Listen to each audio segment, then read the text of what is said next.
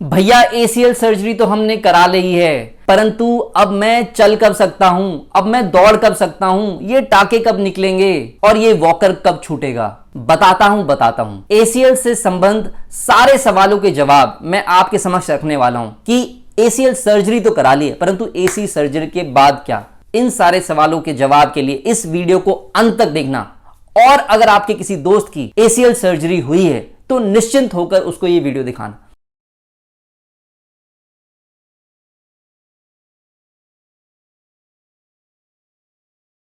दोस्तों, ACL surgery के बाद आपके 3 गोल होने चाहिए। 3 गोल क्या क्या हैं? सबसे पहला कि आपकी पूरी स्ट्रेंथ आ जाए, मतलब पूरी मसल्स में ताकत पहले जैसी आ जाए। दूसरा, आपकी स्टेबिलिटी बन जाए, क्योंकि एसीएल इंजरी के टाइम वो स्टेबिलिटी खत्म हो जाती है या पैर में लचक आती है, तो दूसरा आपकी स्टेबिलिटी पूरी आ जाए। और तीसरा, आपका जो रेंज ऑफ मोशन है, मतलब कि जो घुटना पूरा खुलता था वो पूरा घुटना खुले और पूरा ही उतना बंद हो। तो ये 3 गोल्स आपके हैं जो आपको अचीव करने हैं। और कब आप कह सकते हैं अगर ये तीनों गोल मेंटेन हुए तो आपकी एसीएल सर्जरी सक्सेसफुल हुई, और कब आप कहेंगे कि आपकी एसीएल सर्जरी फेल हो गई। क्योंकि केवल साइंस कहती है 80 से 90% लोगों में ही एसीएल सर्जरी सक्सेस हो पाती है। इन 10 से 20% लोगों में एसीएल सर्जरी सक्सेसफुल नहीं हो पाती। दोस्तों, 2 चीजें जरूर एक्सपेक्ट करना जो नॉर्मली हर एसीएल सर्जरी के बाद आपको मिलेगी ही मिलेगी, और इसका एसीएल सर्जरी से सक्सेस या फेलियर से कोई लेना देना नहीं है। वो है सबसे पहले पेन, जो कि मिनिमम 2 हफ्ते तक रह सकता है, और दूसरा है स्वेलिंग। स्वेलिंग कम से कम 2 महीने से 4 महीने तक थोड़ी या ज्यादा मात्रा में आप कितना चलते हैं उस हिसाब से माइल्ड फॉर्म में या लार्ज फॉर्म में आ सकती है। तो ये दोनों चीजें बहुत ही नॉर्मल इंडिकेशंस हैं एसीएल सर्जरी के बाद, तो इनसे आप बिल्कुल घबराना मत। अब सवाल का जवाब देते हैं कि मैं ब्रेस कब तक यूज करूंगा और ब्रेस कब कब इस्तेमाल करना चाहिए। दोस्तों, ब्रेस जो है 2 समय हमेशा इस्तेमाल करना है एसीएल सर्जरी के बाद। सबसे पहला, एसीएल सर्जरी के बाद यदि अगर आप चलेंगे तो आपको हमेशा ब्रेस लगा के रखना है वॉकर के साथ, ताकि आप गिर के री इंजरी ना करा लें। और दूसरा, रात को सोते वक्त आपको ब्रेस हमेशा लगा के रखना है। दोस्तों, एसीएल सर्जरी के बाद लोग कई बार ब्रेस लगा के नहीं रखते हैं, जिससे उनका पैर फ्लेक्शन में आ जाता है, मतलब आधा मुड़ा हुआ रह सकता है, तो आगे उसको पैर को पूरा सीधा करने में बहुत दिक्कत होती है। तो इसीलिए एसीएल सर्जरी के बाद आपको हमेशा क्वाड्रिसेप में एंकल पंप एक्सरसाइज करनी चाहिए, जिससे जो घुटना है पूरा सीधा रहे। यानी कि अगर आप रात को सो रहे हैं तो ब्रेस को 0 डिग्री पे लॉक कर देना चाहिए, ताकि घुटने में फ्लेक्शन ना हो और लॉन्ग टर्म में वो फ्लेक्शन डिफॉर्मिटी में कन्वर्ट ना हो और आपका पैर पूरा सीधा रहे। अब बताता हूं ACL surgery step by step recovery, phase by phase. दोस्तों, साइंस के हिसाब से एसीएल सर्जरी की रिकवरी 5 फेज में डिवाइड करी गई है। सबसे पहला 0 to 2 वीक्स, सबसे दूसरा जो है 2 to 6 वीक्स, मतलब 6 हफ्ते तक। तीसरा जो है 6 से 14 हफ्ते तक। चौथा जो है 14 से 22 हफ्ते तक, और जो 5वां फेज है वो है 22 हफ्ते से आगे तक, हमेशा तक के लिए। तो जो पहला फेज है 0 से 2 वीक्स, मतलब 2 हफ्ते तक, वो 2 भाग में डिवाइड करा है। सबसे पहला ए, यानी कि जो पहला हफ्ता होता है, पहले हफ्ते में आपको सूजन आ सकती है, परंतु आप वॉकर के साथ चल सकते हैं।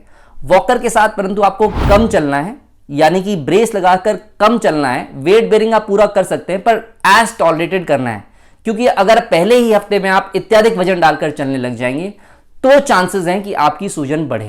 पहले हफ्ते में आप आइस पैकिंग करेंगे, और क्वाड्रिसेप स्ट्रेंथनिंग के लिए आपको जो है स्टैटिक क्वाड्रिसेप एक्सरसाइज करेंगे।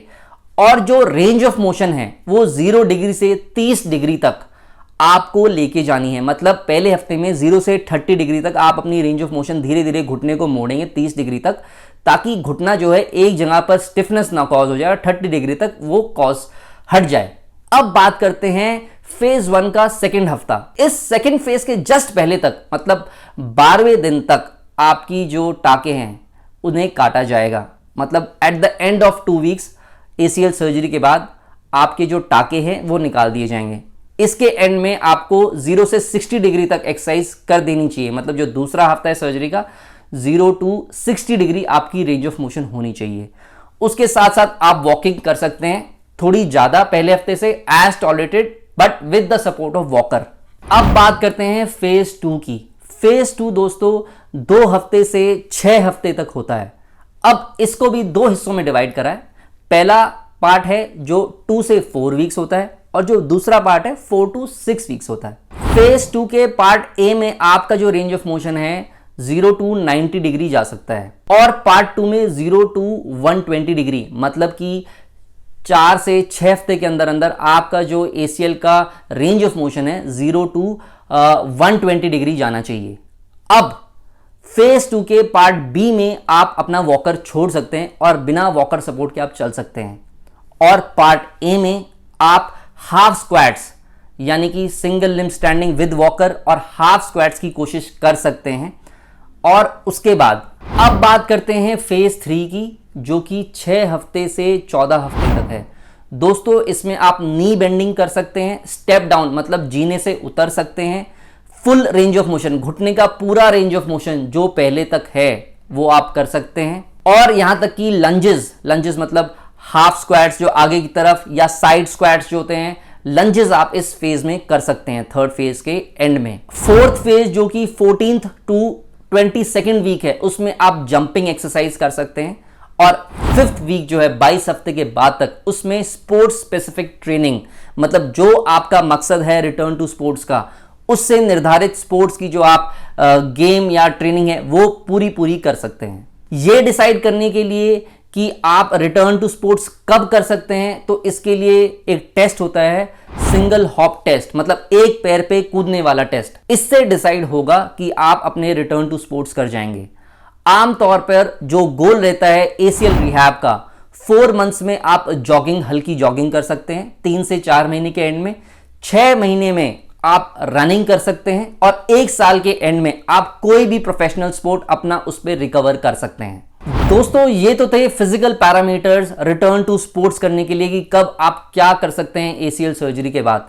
परंतु इन पैरामीटर्स के अलावा भी एक पैरामीटर होता है, वो होता है साइकोलॉजिकल स्ट्रेंथ या कि मेंटल विलिंगनेस। कई बार दोस्तों ACL सर्जरी के बाद बॉडी की प्रोप्रायोसेप्शन मतलब बॉडी रेडी नहीं होती है, क्योंकि बॉडी वो जो मेमोरी है चलने की उसे भूल जाती है। तो उसकी वजह से रिटर्न टू स्पोर्ट्स या चलने में या दौड़ने में प्लेयर्स को या किसी भी नॉर्मल इंडिविजुअल को नॉर्मल से थोड़ा अत्यधिक समय लग सकता है। तो इसीलिए सिंगल हॉप टेस्ट, रिहैब, इनके अलावा भी आपको जो है साइकोलॉजिकल स्ट्रेंथ बिल्डिंग भी बहुत जरूरी है, जो आपकी रिटर्न टू स्पोर्ट्स या नॉर्मल लाइफ में रिटर्न के लिए बहुत हेल्प करेंगे। अगर आपको ये वीडियो अच्छी लगी तो मुझे कमेंट में बताइए, मैं आपके कौन से सवाल का जवाब दूं या कैसे आपकी सहायता कर सकूं जिससे आप और बेटर हो सकते हैं। आशा करता हूं आपको ये वीडियो पसंद आई होगी। बहुत बहुत धन्यवाद।